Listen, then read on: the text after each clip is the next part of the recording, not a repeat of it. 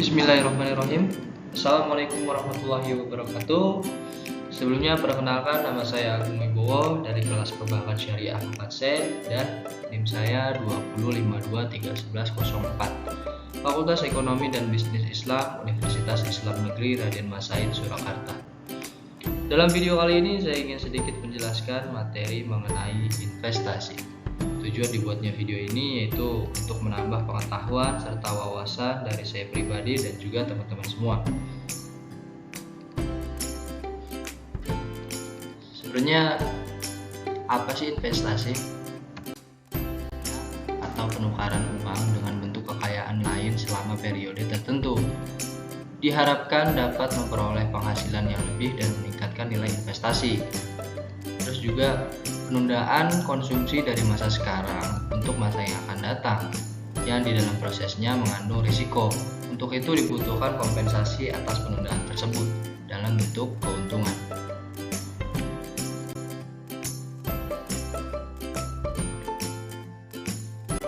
Adapun jenis-jenis risiko investasi. Yang pertama, risiko likuiditas. Apabila kita memilih investasi, apakah investasi tersebut dapat terjual dengan cepat atau tidak? Yang kedua, risiko investasi berhubungan dengan kemungkinan perolehan hasil yang rendah atau bisa juga menjadi minus. Yang ketiga, risiko gagal. Risiko yang disebabkan peminjam instrumen investasi tidak mampu memenuhi kewajiban pembayaran sesuai dengan yang dijanjikan pada waktunya. Yang keempat, risiko kredit. Berkaitan dengan kreditabilitas dalam pelunasan hutang. Jika risiko kredit tinggi, berarti stabilitas keuangan investasi tersebut turun. Berkaitan dengan kewajiban perpajakan yang timbul dari aktivitas investasi yang dilakukan. Yang keenam, risiko inflasi. Berkaitan dengan adanya potensi penurunan real nilai pokok investasi dan hasil investasi di masa depan. Yang ketujuh, risiko bunga. Berkaitan dengan tingkat suku bunga seperti suku bunga menurun. Jika suku bunga menurun, maka tabungan dan deposito menurun. Dan jika suku bunga naik, maka harga obligasi turun. Yang delapan, risiko mata uang. Berkaitan dengan nilai mata uang negara lain dalam hubungannya dengan mata uang dalam negeri. Yang sembilan, risiko politik. Berkaitan dengan kondisi politik suatu negara, seperti misalnya pemberontakan, kerusuhan, dan lain-lain.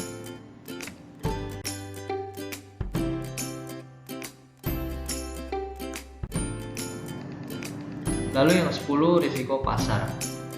Berkaitan dengan mekanisme pasar di mana investasi kita berada miss. Jika permintaan US dollar tinggi, maka nilai US dollar akan meningkat. Ke-11, risiko karena suatu hal. Berkaitan dengan keadaan yang tidak dapat diperkirakan sebelumnya dari sudut pandang ekonomi. Contohnya peledakan bom di Beijing secara langsung mempengaruhi pasar saham. Atau contoh lain adanya penemuan yang mengubah standar regulasi suatu produk. 12. Risiko investasi dibayar lebih cepat. Risiko yang dihadapi investor dalam kemungkinan mendapatkan pengembalian pokok investasi lebih awal dari jangka waktu jatuh temponya, sehingga nilai yang diterima lebih rendah. 13. Risiko investasi dibayar lebih lambat. Risiko di mana investasi dikembalikan atau dibayar lebih lama dari jangka waktu yang ditetapkan sebelumnya. Lalu yang terakhir, 14, risiko kesempatan. Risiko yang terjadi ketika kita menginvestasikan uang pada satu jenis investasi dan kehilangan kesempatan untuk menginvestasikannya pada jenis investasi lain. Non-sistematik dan juga risiko sistematik. Risiko non-sistematik, diversifiable risk. Ada 5. Yang pertama, risiko bisnis.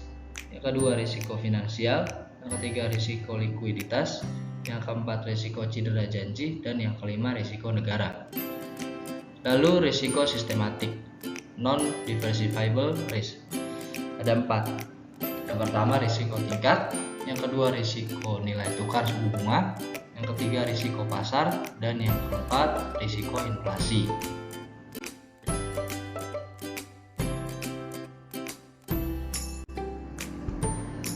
Apabila kita melakukan investasi, ada dua pilihan.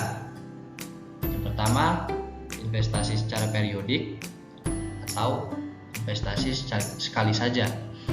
Investasi secara periodik yaitu melakukan investasi secara rutin, misalnya seperti 1 tahun sekali, 6 bulan sekali, atau bisa juga 1 bulan sekali. Lalu sangat ampuh juga untuk mengejar target dana yang besar kelak.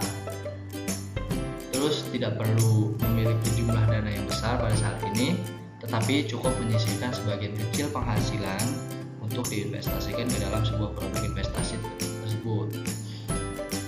Lalu investasi sekali saja, yaitu cukup hanya memasukkan uang sekali saja ke dalam produk investasi.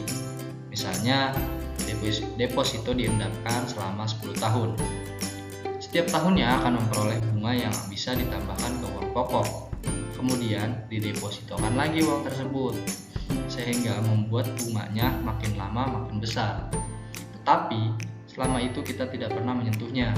Ketika 10 tahun kita tidak menyentuhnya, kita akan memiliki jumlah dana yang besar dari hasil investasi tersebut. Yang pertama, investasi pada aktiva real. Investasi pada aktiva real yaitu investasi pada aktiva yang bisa terlihat dan dapat diukur dengan jelas. Misalnya membeli tanah, membeli rumah, membeli emas, dan sebagainya. Terus risikonya relatif lebih kecil juga karena aktivanya real, tetapi tingkat pengembaliannya juga relatif lebih kecil daripada aktiva keuangan. Yang kedua, investasi pada aktiva keuangan. Investasi pada aktiva keuangan yaitu dilakukan pada aktiva bersifat keuangan seperti deposito, saham, obligasi, dan derivatif dari saham. Lalu risiko umumnya lebih tinggi dari investasi real karena investor hanya akan mendapatkan surat bukti, misalnya sertifikat reksadana atau pencatatan sebagai pemegang saham. Lalu diperdagangkan pada dua kategori berdasarkan lamanya masa berlaku instrumen. Instrumen yang pertama, instrumen aktiva keuangan yang kurang dari 1 tahun diperdagangkan di pasar uang, misalnya sertifikat Bank Indonesia. Lalu instrumen yang bersifat jangka panjang diperdagangkan di pasar modal seperti obligasi, saham, derivatif saham, dan reksadana.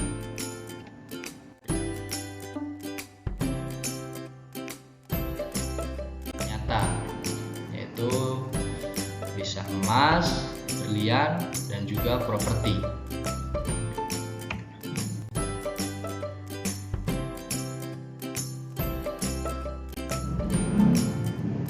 Yang pertama kita bahas emas. Emas merupakan komoditas yang sangat diminati masyarakat termasuk di Indonesia. Harga emas dipengaruhi oleh harga minyak dunia dan nilai tukar rupiah. Kelebihan emas, tingkat investasinya sangat liquid, secara setara dengan uang tunai. Hasil penjualannya pun lebih tinggi daripada aset-aset lain. Ada juga kekurangan emas. Kekurangan emas itu harga emas di Indonesia sering berpatokan pada kurs nilai tukar US dollar. Atau bisa harga emas bisa naik, bisa turun. Perhiasan emas yang nilai artistiknya cukup tinggi, cukup berpotensi mengalami kerugian karena ketika menjual kembali emas tersebut, ongkos pembuatannya itu tidak dihitung. Lalu emas ini rentan dicuri orang, baik di rumah maupun di jalan dan di mana saja. Yaitu berlian. Nilai berlian dilihat dari beberapa sisi. Yang pertama, pengolahan barang mentah yang bagus. Yang kedua, dilihat dari warna permata tersebut. Yang ketiga, sertifikat dari Gemologist Institute of America dapat membantu mengklasifikasi batu-batu tersebut. Yang keempat, desain yang menarik dipadu cutting dan polesan akhir yang baik akan menghasilkan permata yang berkilau. berkilau, memantulkan cahaya yang unik, dan menampilkan citra yang mahal. Lalu yang terakhir menerapkan 4C, Karat, Clarity, Color, Cutting.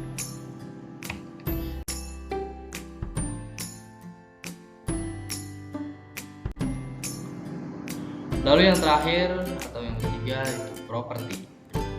Properti bisa tanah. Tanah itu bisa cek status tanahnya, lalu cek fisik ke lokasi tanah secara berkala, lalu cek rancangan tata kota di sekitar tanah. Terus properti yang kedua hunian. Hunian itu misalkan perumahan seperti rumah tinggal biasa, rumah kota, atau juga apartemen. Terus bisa juga perkantoran, ruang usaha seperti kios, ruko, dan ruang kantor. Lalu aset nyata properti yang ketiga sewaan. Sewaan contohnya seperti kos dan juga kantor bersama.